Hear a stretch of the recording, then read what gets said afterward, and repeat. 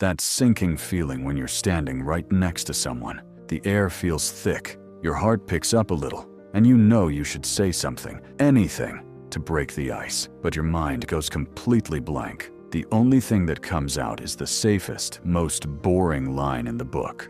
"How was your day?" They reply with one word, "Fine," and suddenly you're both trapped in this heavy, painful silence, staring at the floor, wishing the ground would swallow you whole. Sound familiar? You're not alone, and you're definitely not boring. Millions of people across Europe feel the exact same dread every single day. But here's the good news. The problem isn't you. It's how almost everyone approaches small talk. In this video, I'll walk you through why those awkward silences happen. It's pure brain science. What confident people do differently without even trying. And one simple 3-word phrase that can instantly turn any dead-end conversation into something real, engaging, and effortless. Stick around. This one change has transformed how people talk to me, and it can do the same for you. Most think small talk fails because they aren't interesting enough or witty enough. Wrong. It's not about what you say, it's about what you notice. Picture this. You're at a networking event in London, grabbing coffee at a busy cafe in Paris, or even at a casual gathering in Berlin. Someone's standing next to you, maybe a new colleague, a cute stranger, or just someone you want to connect with. The usual small talk starts and dies fast. But confident people, they never let it die. They notice things the rest of us miss, and they turn those tiny observations into conversation gold. First, understand the psychology behind the silence. Your brain hates uncertainty. It's wired that way for survival. When you ask a generic question like, "How's work?" or "Nice weather, huh?" the other person gives the shortest possible answer because their brain is saving energy. No dopamine hit, no emotional spark, just a quick exit.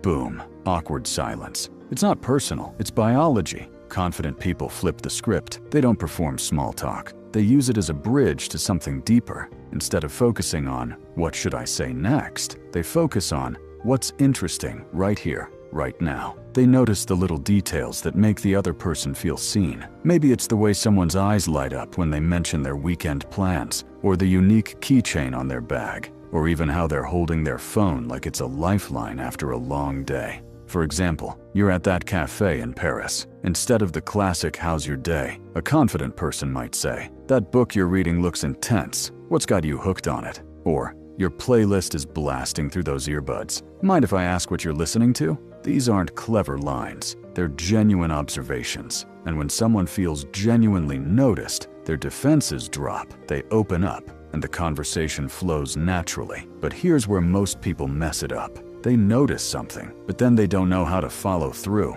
They ask one question, get a short answer, and panic. That's when silence creeps back in. The fix is ridiculously simple, yet insanely powerful. When the other person starts sharing, even just a little, don't jump in with your own story or another question right away. Instead, lean in slightly, keep eye contact, and say these 3 magic words. Tell me more. That's it. Just tell me more. Why does this work so well? Psychology calls it active curiosity plus validation. When you say "tell me more," you're telling their brain, "I hear you, I care, keep going." It triggers oxytocin, the trust hormone, makes them feel valued, and removes the pressure. Suddenly, they're not giving one-word answers. They're expanding, sharing details, laughing, asking you questions back. The silence? Gone, replaced by real connection.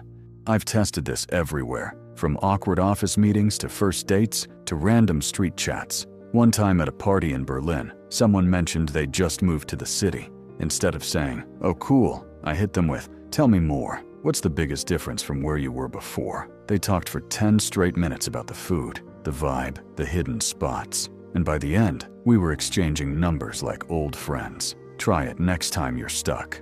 Notice something small, their outfit, their energy, a detail in what they said. Ask about it, and when they respond, even minimally, follow with, "Tell me more." Watch the energy shift instantly.